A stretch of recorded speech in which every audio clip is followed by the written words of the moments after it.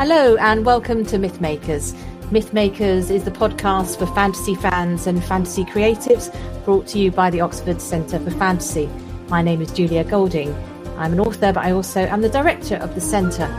And today can't tell you how delighted I am to have T.A. White with us, who is an author of many absolutely wonderful fantasy series. I'm saying this as a genuine fan, as well as somebody who admires her as another author. So thank you so much, Toby, for coming to be with us today. No problem. I'm happy to be here. So, Toby, you sort of stand out to me as a writer because you have written in many genres within fantasy. So perhaps for those who aren't familiar with what you do, we should have a little gallop through your series just to give us a sense.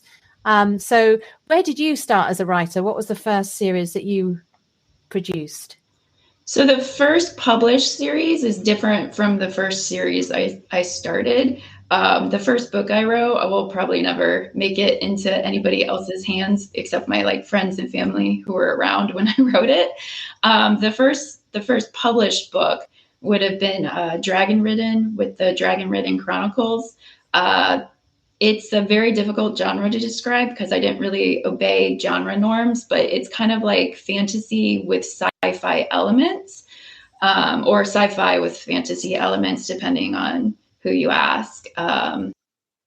So that was where I started, and I just went off of a dream, and it was a very sci-fi-esque dream. Like chapter 1 went to a different direction, which was much more fantasy. So that's where I started. And then because I can't make things easy on myself, I kind of transitioned to high fantasy with my Pathfinders or the Broken Land series. And then from there, I went to urban fantasy to sci-fi, like straight sci-fi. So I kind of just write what I want. And my fans the urban fantasy series, is that the Eileen Travers series? Yes, Eileen Travers is the urban fantasy, and then the Firebird Chronicles is more of my sci-fi with a couple of fantastical elements to it. Yeah.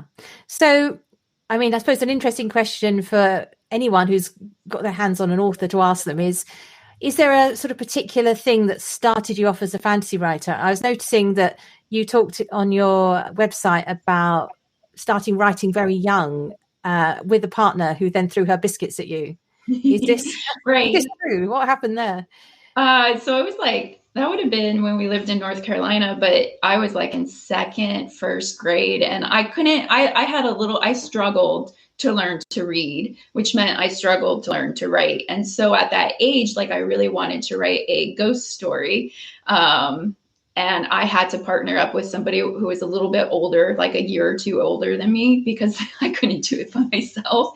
And we did it for a day and a half. And then they were I'm bored with this. I don't want to do it. And I got really mad, and I maybe threw a cookie at her head. I was very young. Okay, that way around. And was there a particular book, once you did get into reading, was there a particular book that inspired you to follow your path? Yeah, it's kind of funny because I started wanting to write before I could actually really before I started liking to read. And then Nancy Drew in third grade, the second time around, was the book that got me into reading. But the book that got me into fantasy was Tamara Pierce, The Woman Who Walks Like a Man. Yeah. It's the third in the series, but I was living in Okinawa because my dad was stationed there, and they didn't have the first two books in the series at that library. So I started with the third, and it just it was the first time I realized that fantasy could be this really fun genre that's about real things, but told in a different way, and that you can have real life problems, but with magic and other things mixed in with it to just make it a little bit more interesting. Is that the Lana series, Yes. Lana Chronicles? Have you read the Kell ones? I have. Caladri. Oh, she's my favorite. The Protector of the Small. I actually think I like her a little bit more than Alana, because Alana had magic to fall back on, and she had the goddess to she was kind of a chosen one, but you don't find that out till the second book, I think. Whereas Caladri or Kell, she was she's just a normal person who went after their dream and had to work very, very hard to make that happen. And I really like stories where you have to, like, it's not just given to you and you're not just special. You have to actually work to be the person you want and to achieve your dream. So that's like my favorite of her series. Yeah, and I absolutely love that one of the books is all about how to manage a refugee camp for internally displaced people. Right. Yeah, that was one of my favorites too. So it's right up my street as a former development aid worker. And also, it's just such a breath of fresh air after all these big battles. Things, what happens to the civilians? You know, very, very poignant, and they're great books. So another book recommendation for listeners is to go and explore the Tamora Pierce back library. So what was your journey to being an actual published author after the biscuit throwing episode? Well, it was kind of like a long circuitous journey. Like in high school, where I went to high school, you had a senior thesis project that you had to do to graduate, and it had to have a written element. So I decided to write a book, and that's the book that nobody will ever see. So I wrote that book, and then I went to college for journalism at the Ohio University Scripps School of Journalism, because I figured I could work on my craft while having a full-time job. And then I graduated and nobody was hiring. So my mom told me to join the military, which I did, and to do public affairs for them, which I did. So the first time after that I was in Afghanistan, and it's kind of a situation where you're in a very small area and you can't go anywhere except for on missions, which I did, but you're stuck in one place and you don't have the distractions of being in like the United States to take away from your creativity. And there is a point where you don't want to read any more books and you don't want to watch any more TV shows. And it had always been my dream to be a writer. So I figured, hey, I'm here for a year. Why not write a book? And that's what I did. And that's where Dragon-ridden Chronicles came. And Pathfinder a little bit. I had the idea for Pathfinder while I was there. And actually, that probably sparked a lot of the ideas in Pathfinder. So that was kind of when I started. And it took me like a year and a half, 2 years to get that book like done and edited, and to the point where I felt comfortable releasing it to the public. That is absolutely fascinating. That was a brilliant story in itself. And it also explains the Eileen Travers backstory. Those 3 years were very instrumental in forming me as a person. So a lot of my books draws from that as like the creative incentive, because you go through a lot in a very short period of time and you kind of find out who you are. And then when you have to write these other things that draw on the military, it's just a little bit easier. So yeah, Aileen is like a product of me coming home and some of the anger and upset that I had and how disconnected I felt to being home. Like some of the conversations she has with her mom are things that I've talked with about other people coming home as a soldier and how people think you have PTSD and everybody's the same. So yeah, that was a big part of that character and why I wrote her, because it was kind of cathartic. Yeah, and her experience in the military is brilliantly specific, being the sort of the camera person who goes along with the guys on patrol. And I did sort of think, oh, this is really well researched, and now I know why. You know, yeah, because I did. I didn't do her job. I was more, but I knew the guys who did her job. Yeah. Like I was public affairs. I did go on the missions, but it wasn't just to take photos. Like I took photos, but it was also to get the story. And so the combat cameras, I had a couple of friends who were combat camera, and that was really fun to talk to them and figure out how that job differed from mine. Yeah, I think what's really interesting about that experience is I would say that all of your heroines have a problem with authority. And is that fair? And there's a particular thing with, you call her Aileen or Eileen? Aileen. I call her Aileen, but I think it's supposed to be Eileen. Okay. She she's well, it's not a plot spoiler that she's a baby vampire, a young vampire. Yeah. So she has had this past where she already probably was in a authority structure which she had thought she left, finding herself plunged into this one where you have to be 100 years before you're given, a chance to go out on your own at all. So it makes sense now. Totally makes sense. So it's funny you say that, because like a lot of people who find out I was in the military are like, I can't see you in the military. And like the first couple of times that happened, I kind of was like laughed it off. And then finally I was like, why do people keep saying this to me? Is it because like I'm a girl? And they're like, no, because you have massive issues with authority. And anytime anybody tells you what to do, you like push back. And they're like, we can't see you being in a situation where you follow orders. And it's like, okay, well, there's different sides to me. So, and I kind of put that into the books too.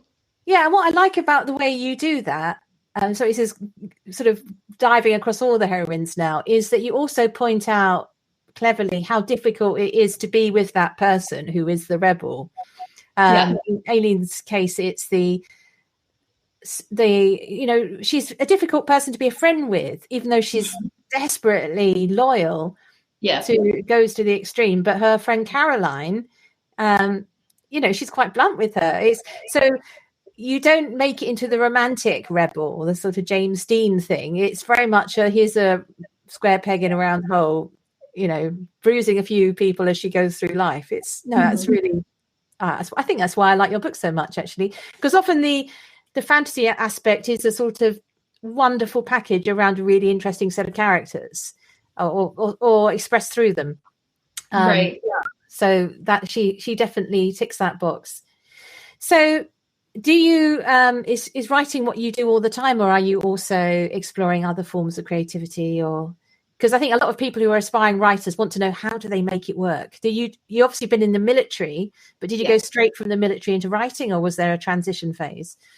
No, there was a transition phase. Like I do writing full time now. I'm very lucky in that I can support myself and my family with my writing and just my writing. But that was like 5 years in the making. Like I published Dragon-ridden, I think in like 2013, 2014. And I didn't go full time until several years later. And I worked in marketing for a company, a credit bureau type company. And so I did that. And then like in the evenings, like I'd write for an hour and a half, 2 hours. Like I try to get 1,000 to 2,000 words, like a couple of times a week. And then I, on the weekends, would like write double whatever the week thing was. So I had to, essentially, it's like working 2 jobs. But it was what I've always wanted to do since I was very small. So I was happy to make the sacrifice, and I kind of needed a purpose in my life. And I felt like this was what I was put on the planet to do, was to tell stories and entertain people and give them a break from all the bad things that might be going on in their life. So. Yeah, here. Absolutely. Keep on writing, please. So now on to sort of the fantasy stuff, which is kind of our raison d'etre, really. So as just recapping again, you've written in many different fantasy and sci-fi subgenres, starting with Dragon-ridden, the kind of sci-fi fantasy mashup, urban fantasy, and so on. I understand that urge to cross genres because that's what I do as a writer as well. But are you sort of conscious of different rules in the different genres, or you just know what you're doing when you're in there? Are you a sort of visitor who understands the culture of the place you're in, or do you actually set yourself specific rules when you start writing in a different genre? So like I'm a fan of all the genres I work in. Like I read massively in those, or I did in those genres. So like with Aileen Travers, that's urban fantasy. Like I've read all the urban fantasy genre, like authors that are really big in this space, like Patricia Briggs, Ilona Andrews, and many, many others. So like I know the genre tropes that come with that. But the fun thing is like when you can reach those fans while bringing something new to the table. And I think that's why people like what I do, is because like I'm following the genres, but I'm doing it in a way that doesn't necessarily always isn't as widespread as maybe other writers. Because I know with like my freeze a lot, I get the comment that it's basically urban fantasy in space. And it makes sense because like I read a lot of urban fantasy authors. So that aspect kind of has crept into my writing. So I kind of just concentrate on like whatever the genre is. But when I feel the need to break the rules, I write what I want to read, basically. Yeah. And so I try to follow the rules, and then like every once in a while I'm like, I don't feel like following these rules anymore. I guess that's my against authority coming out. So, but so are you a planner or somebody who feels their way through the plot? So when you sit down to write your next, let's say it's your next Dragon-ridden book, do you already know what you're going to do in it, or is it very much, okay, I'm going to spend 6 months with Tate now, off I go? It's a little bit of both. Like I always start with a plan. I don't always stick to the plan, and that then me come up with a new plan, which during the course of which you're kind of feeling your way in through the book. Like I know some things, and then I have to figure out the rest. Like I'm working on the 4th Firebird book for the series right now. So I know several scenes and I know how it's going to end, but I don't always know how those scenes connect. And that's like kind of the thing you figure out. And sometimes like, you know what you want to happen, but you don't know the arc of what happens. And then you have to like, you write and write and write. And then you get to like a certain point where you hit critical mass. And then you're like, oh, that's how that's supposed to go. And then you have to go and redo everything. But I don't feel like I could get to that critical mass moment where it's like this epiphany unless I did a lot of like feeling my way through. So like I said, I start with a plan and then things go bad and I have to figure out a new plan. Yeah, I've had the experience in writing where I had a plan and then my characters misbehave and do something else when I'm writing the scene. Mid-scene, right. They're running off in a completely different direction. Is that an experience that's familiar? Oh, yes. That's like pretty much every book at this point. Like it used to be a lot easier when I first started. I was much better at following the plan. And then like I think around Rules of Redemption is when my writing kind of changed and I wrote the book I wanted to write rather than what the book wanted to write. So you just have to be used to throwing things away and being okay when your characters are like, oh yeah, that was a good idea, but we're going to go do this now. And this is much more interesting. Because like, I feel that it takes a little bit of effort to get to the really good stuff. And sometimes you have to put all the junk and then you kind of have to uncover the gems under the junk. So that's kind of how I do. Like it's a little bit exploratory with a goal in mind. I'd say that one thing that your books have in common across all the genres and all the series is, tell me if I'm wrong, but usually led by the heroine, who is usually lovable but difficult. And there's often a very slow burn romance. It's not a romance that's over in the first book. It builds and builds. Do you tell us about your heroines? Do you have some tips for writing characters that aren't like cookie cutouts, that actually feel individuals? So I don't know, like, cause I kind of, I give them a flaw. Like I find the thing that most people would find like super annoying. And then I try to make that thing what is great about them, but is also like a drawback. Like with Shea, she's the heroine in the Broken Land series, Pathfinder. She's really, really good at her job. And like, we all know this throughout the book, but she's also really, really bad at communicating with people. And you have to be able to communicate with people to get them to do what you want so you can save their lives and not have them go kill themselves on accident in this world I've created. And that like was a big issue with her throughout the series. And she had to overcome that because you have to give them something internal to overcome to really connect with the reader. Like, I really enjoy people who are flawed, but that flaw is also a strength. Like Shea, as bad as she is with communicating, she's also super stubborn and she will do the things that other people won't because of that both of those things. So yeah, she also has a deep desire to teach other people, which it kind of conflicts with the being bad at communicating. It's the kind of fingers burnt situation, isn't she? She's tried and failed, and so she's keeping back. You go for a thought that happened before the series starts. Right. I think that's another thing. Like, I always give them a backstory that might be like their inciting incident of why they have this flaw. Like with Shea, it's she led a mission into the Outlands, or the Badlands. That's what it is. The Badlands. Sorry.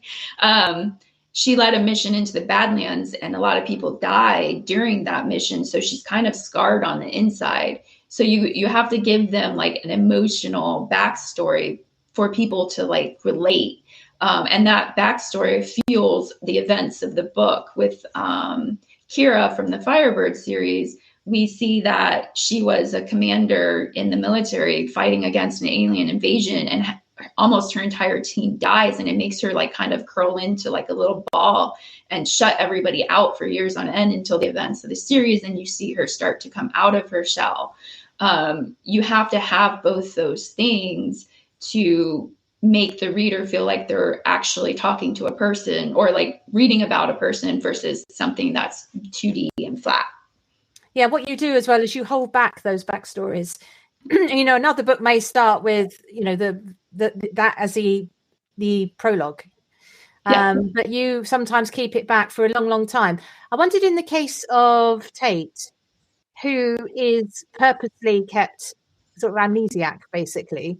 When you started writing her, did you know what it was, or were you also at the same state of not knowing as your character? So I knew parts. Like, I knew she wasn't from the era I was writing in, and I knew she'd been in the cryos chamber for like centuries / thousands of years.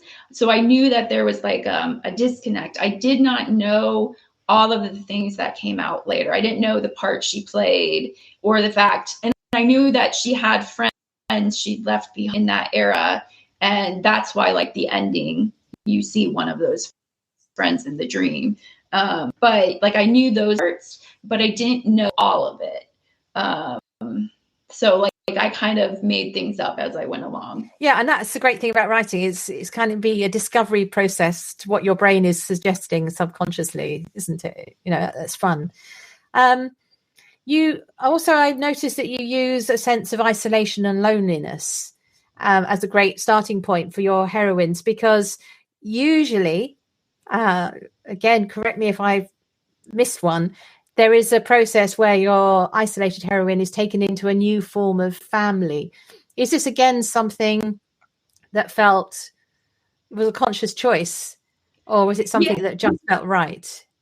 Yeah, it's a little bit of both. Like, I think the reason that's like a huge theme throughout is because it's something I've suffered from in the past. Like, there have been instances where I felt isolated or cut off from the people around me. And so I've been lucky enough to have people to bring me back into the mix and not let me stay out in the cold. So I think that, because that's something I really understand, and I've just added it to the writing. So like, and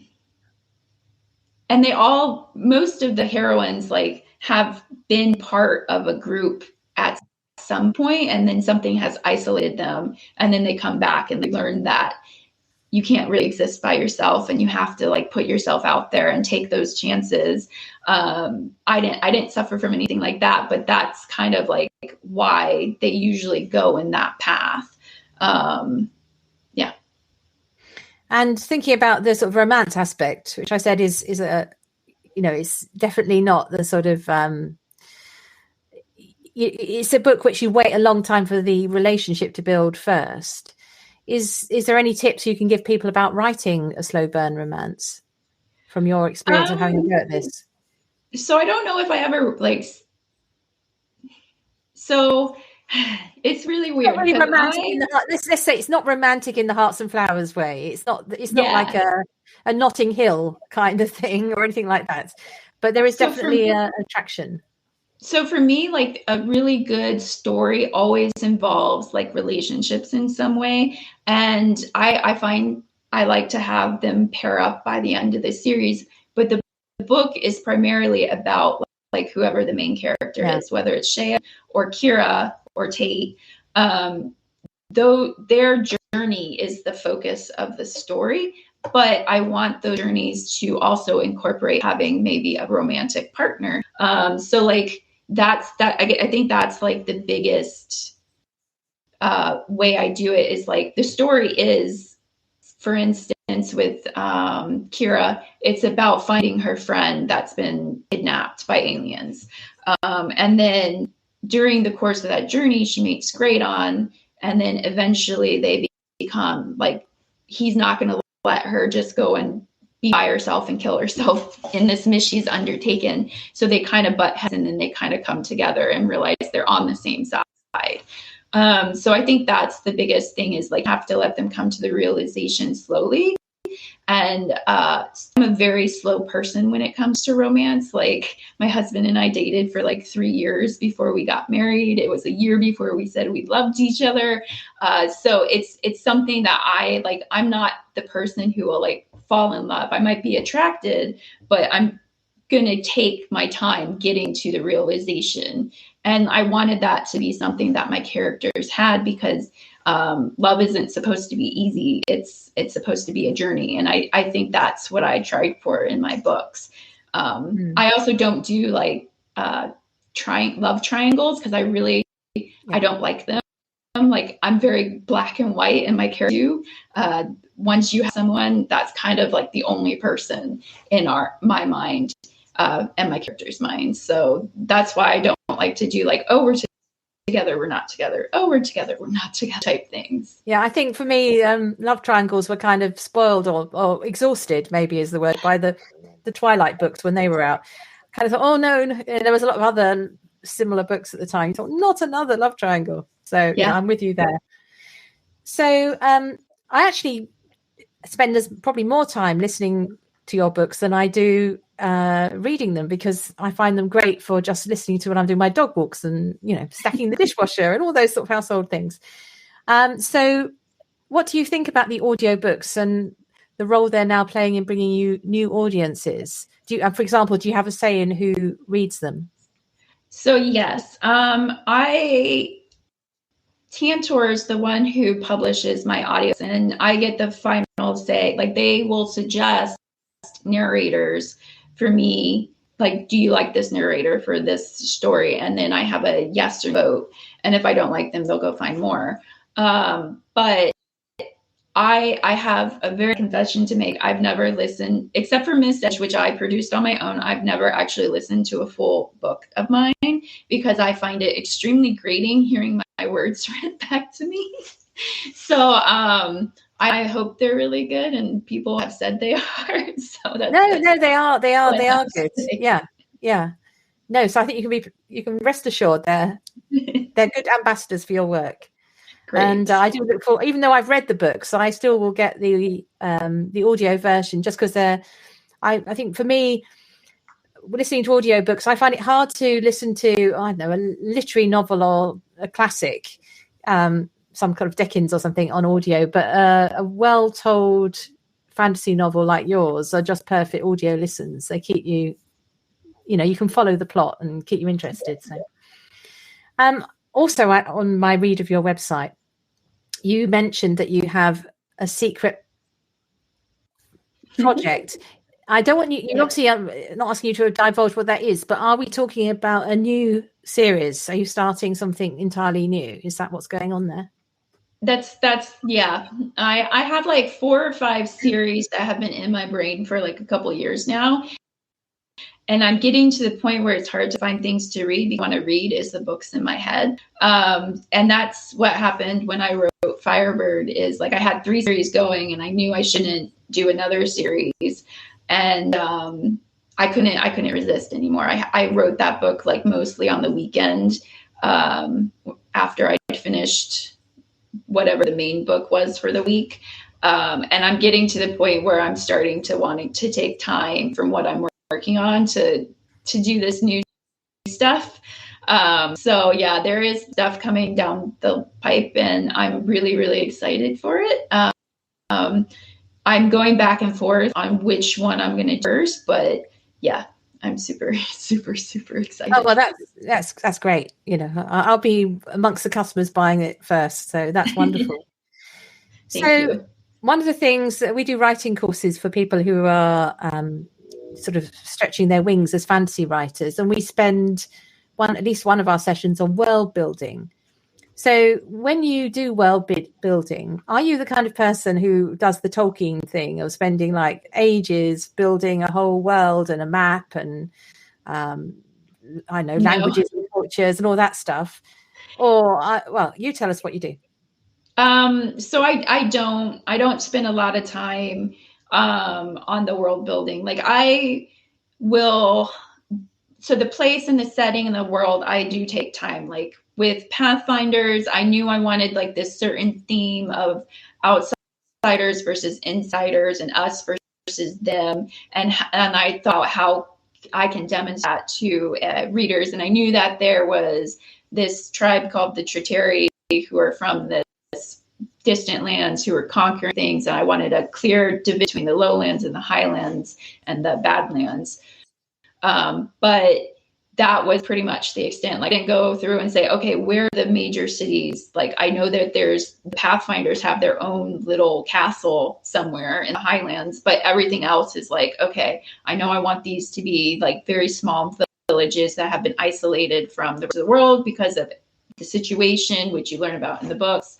But I didn't go through and be like, oh, let's go name all of these villages now before I even start writing. It's kind of something where you start writing and you're like, okay, well, they have to go to this village to meet these people. So what is this village called? What is it? Where is it located? Do they have a goods for the reason for being there? Like you have to have a reason for everything. Like you can't just have somebody go somewhere and be like, very nice, here's like all these really cool things. They have to have a reason for being there. And for them, it was like trade. And then you kind of start going from there. And then religion will come into it sometimes, like based off like, okay, do you want religions in here? Okay, what does that religion looks like? What is the world? What are their fears? And then you go from there and you build it. As for the language, I kind of just like put syllables together and then that's like whatever the word is. And like I try to think about culturally, like what is going to be important to this race I'm creating or this species. And I try to think about those kinds of things. But yeah. Thank you. And I think that'd be a relief to some people who feel that there are fantasy writers who do it the other way around, obviously, and spend ages on this. And they can be quite daunting if you turn up a writing class and someone says, yes, here's my novel series I've been working on since I was 14 and they speak 6 languages. And, you don't have to do that is what you're saying. You can be very successful. I think it reads, for me, it reads better if you discover the interesting things about your world a little bit organically. Like you should start from a base. You should have an idea of like the topography, like the types of people, like what's important to those people. Like if there's that in there, you can kind of think about that beforehand, but I prefer to let the circumstances of the novel dictate what we're talking about. Like in Dragon-ridden Chronicles, you have this religion, but it's based on ancestor, and that's because of the people at the beginning of this world having to make sacrifices, and everybody kind of worships those 3 or 4 people. But they're people, and it's not like, and that's why that religion has developed that way. I took the circumstances of the world and then developed something that made sense within the parameter of that world. And I think for me, that's the best way to develop a world. Other people will probably tell you something different. I think it differs for every person, but you have to find out what works. For me, organically building the world and making it a little bit more complicated with each book. That's what's really interesting about writing and reading fantasy and sci-fi. Yeah, and using a character to whom everything is new is a way of using that as a natural way of showing, because they're discovering it too. so you don't get the download of information unnecessarily. The other thought that you can get. Right. Well, it's been wonderful talking to you, Toby. And before we let you go back to your writing, hopefully, we always end the podcast with where in all the fantasy worlds is it best placed for something. Now, I came to your writing first through the Pathfinder series. In fact, my daughter, who's in her 20s, said to me, "Oh, Mum, we often share book tips." She said, "Oh, I really like this series. I think you'll like it," which is true. So Shea, as you mentioned, is very good at her job of finding a path, and she has some maps, some annotated maps, and there's quite a theme about bad maps and her own good maps in the books. So I thought I'd ask you to pick, not your own necessarily, though feel free to do so, where you think in all the fantasy worlds is the best map. So I would have trouble, like there's so many places you could pick. I'll stick to my own stuff because I don't want to actually say somebody's name wrong. But I think for my stuff, like the Pathfinder world would have the most interesting maps. At least like when you talk about a single planet, like Firebird, that's like a whole, but there's star maps.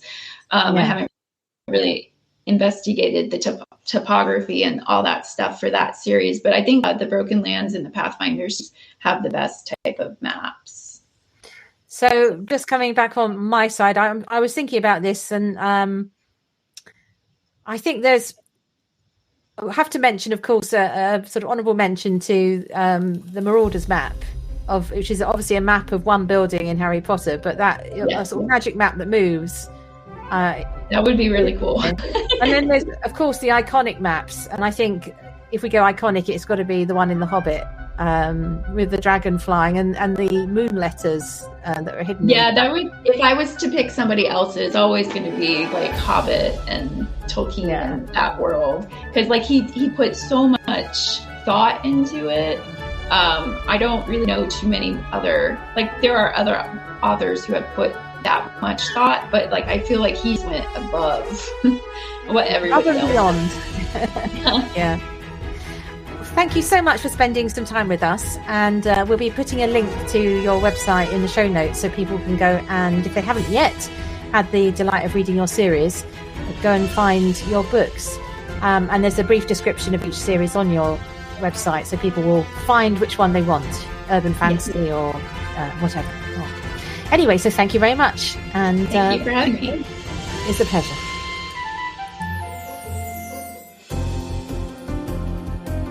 Thanks for listening to Mythmakers Podcast, brought to you by the Oxford Centre for Fantasy. Visit oxfordcenterforfantasy.org to join in the fun. Find out about our online courses, in-person stays in Oxford, plus visit our shop for great gifts. Tell a friend and subscribe wherever you find your favourite podcasts worldwide.